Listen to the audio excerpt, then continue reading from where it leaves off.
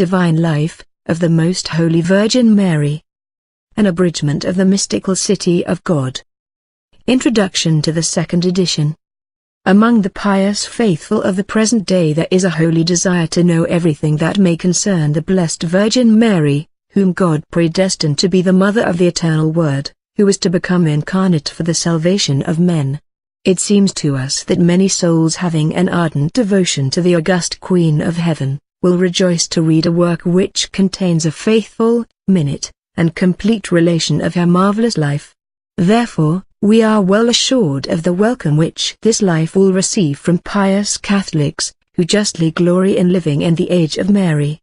What a sweet joy shall it be for children devoted to the august Mother, to know that which constitutes the glory and grandeur of the incomparable Queen of angels and men.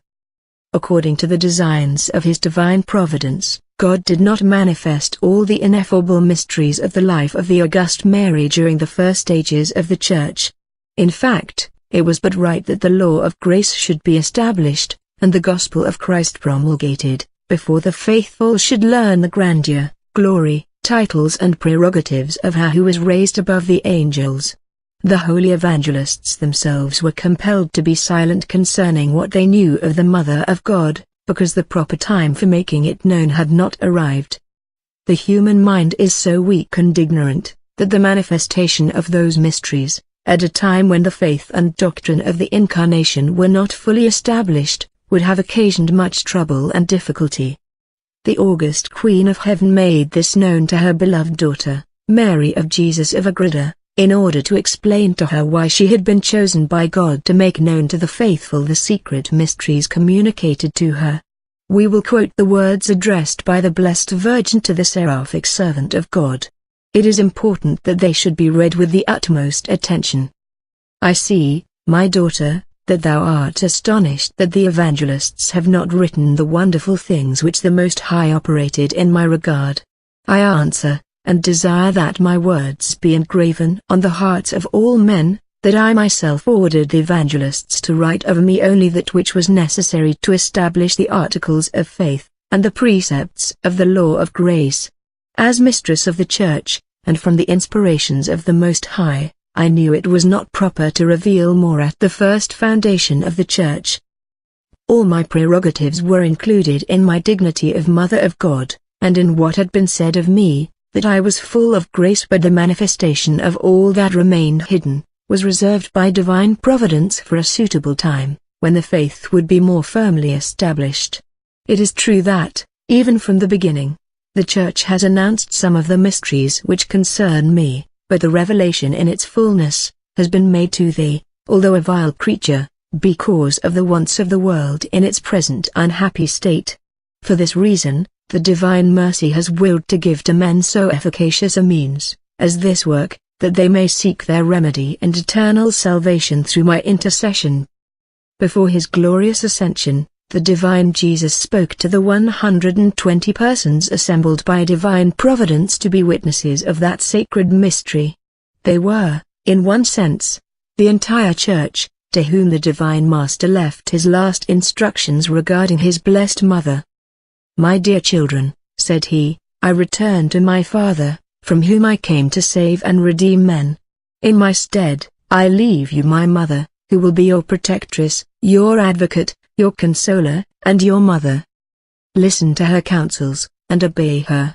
As I have already told you, whoever will see me, will also see my Father, and whoever will know me, will also know him. In the same manner I assure you that he who will know my Mother, will also know me, he who will hear her, will hear me, he who will obey her, will obey me. He who will offend her, will offend me, and he that will honor her, will honor me. You and all those who will come after you, shall acknowledge her for your Mother, and when you seek me, you shall find me in her. As he thus spoke, he looked at his most holy Mother, and revealed to her that he was about to command all those there assembled, to honor her by the worship due to her as Mother of God, and even to make it a precept of the Church. But the humble Queen begged her divine Son to allow the sacred worship to be addressed to himself alone, that it might serve for the propagation of the gospel, and the exaltation of his name. Our Saviour granted her prudent prayer, but reserved to himself the right of making her known at the proper time. Who among faithful Catholics can doubt that this is clearly the chosen time reserved by God for the manifestation of Mary's glory? It is of the greatest importance that we who live in this happy time, should listen to the words of our divine Savior, addressed to the children of his Church. It is our duty to have recourse to the august Queen of Heaven, and to glorify her, that we may fulfill the designs of the Most High, and save our souls.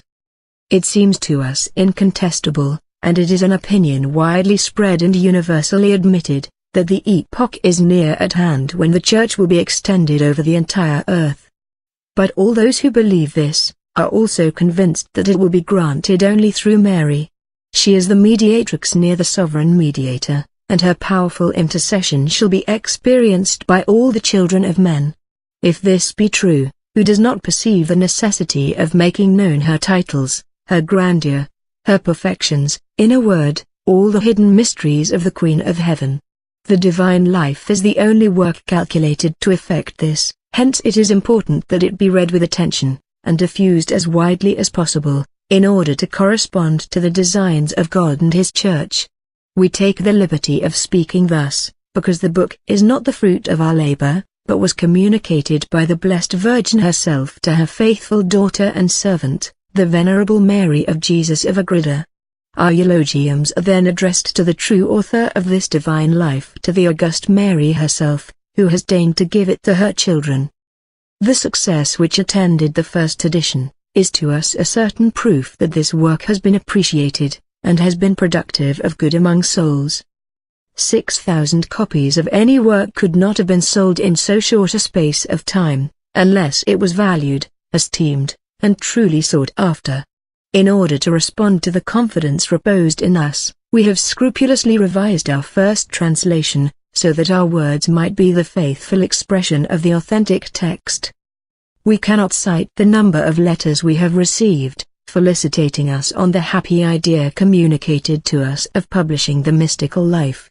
They have been the sources of great consolation to us, for, at the first appearance of the book, hell found means to raise strong opposition against it, from persons little enlightened with regard to the designs of Satan, who sought to have this work discredited, qui non cognovant altitudine Satans. Apocalypse 2:5, the publication of the documents and authentic decrees of the Holy See in favor of the work of Mary of Jesus of Agreda, which may be read in the notice preceding this work, will, no doubt, contribute to the dissipation of all doubts. We must also say, that if Satan has found accomplices so blind as to seek to bring discredit on this life, the Queen of Heaven has also raised devoted souls to defend and propagate it. We most cordially testify our gratitude to the delegate of the Holy Apostolic See in France, who has encouraged us both by word and authority. How many pious servants of Mary have become ardent propagators of this divine life, being undeterred by any human consideration. They have merited a large share of the great blessings of which this book is the fruitful source. We entertain the sweet confidence that all those also, who glory in loving a Mary, will zealously contribute to the propagation of this book, so useful for the good of souls. Our age, which so justly glories in the name of the age of Mary, should be anxious to learn the hidden mysteries of the august Queen of Heaven, which God has been pleased to reveal to us, after having reserved them for our time. Let us then cease to occupy ourselves inordinately with the inventions of modern science, in order to lend an attentive ear to the marvels of grace which God has operated in Mary. In them we will find the way of salvation, and the means of escaping the cruel ravages which pride works among men. This work, we must say, is better suited to persons of great piety, and consecrated by the vows of religion, than to persons of the world. Nevertheless, these last will not read it without fruit. Its perusal always awakens in the soul a greater confidence and love towards Mary. This is the unanimous testimony of all those who have read it impartially, and under the guidance of the Spirit of God. We believe we may affirm, that by the doctrine of the works of Mary of Agreda, are to be formed the great saints who are soon to appear in the Church. Thus, with good authority, the Venerable Grignon de Montfort says, the happy time and age of Mary will soon arrive, when souls, losing themselves in the abyss of the interior of the Queen of Heaven, will become living copies of Mary, in loving and glorifying Jesus Christ. Then shall be verified the following words, ut adveniat regnum tuum, adveniat regnum mans. May the reign of Mary arrive, that the reign of Jesus Christ may also arrive. Here we must quote the words of the pious and learned M. Emery, with regard to the works of Mary of Agreda. Towards the end of his long life, speaking of the works of this seraphic servant of God, he said, "It was only after having read and meditated on them, that I understood the wise recommendation of our founder, M. Ollier, study the interior of Jesus in Mary." The solemn definition of the Immaculate Conception, as a dogma of faith, has, besides, answered every pretext that could be alleged against the divine life. If we were not confined within the circumscribed limits of a preface, we would demonstrate to our readers how the bull, Ineffabilis Dens, is but the solemn and authentic echo of the doctrine contained in the incomparable works of Mary of Jesus of Agreda. But the incontestable proof in favor of those writings, is the sanctity of their author. Therefore it is a great consolation to us to be able to announce that the cause of the beatification and canonization of the Venerable Mother Mary of Agreda is to be resumed and continued. We shall then, we fondly trust, have the happiness of venerating on our altars, her whom the Church has already declared venerable.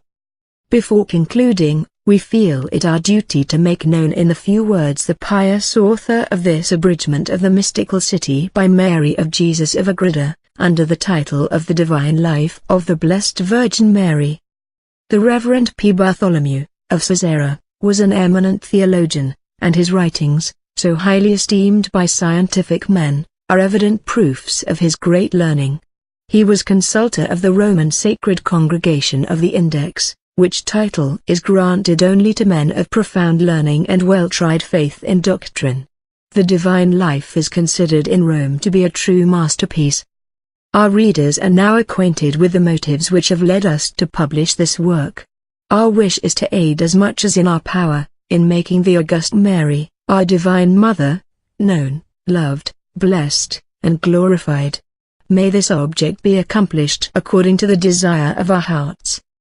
To prevent all objections, we declare, in conclusion, that the words to adore, divine, and similar expressions to be found in this work, are to be taken in a relative sense, and not in that in which they are applied to God.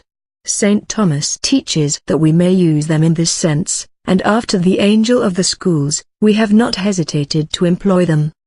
We submit our writings to the judgment of the Holy Apostolic See, for we are submissive children of the Holy Roman Church, to which we have vowed obedience and love. Many abridgments of the Mystical City have already been published. We have before us that of the learned Franciscan, Ximn Samanigo, which is also a masterpiece. We have used it to establish the authenticity of the text which we have translated. That which we now give to the public seems the best of all. For this reason, we have chosen it.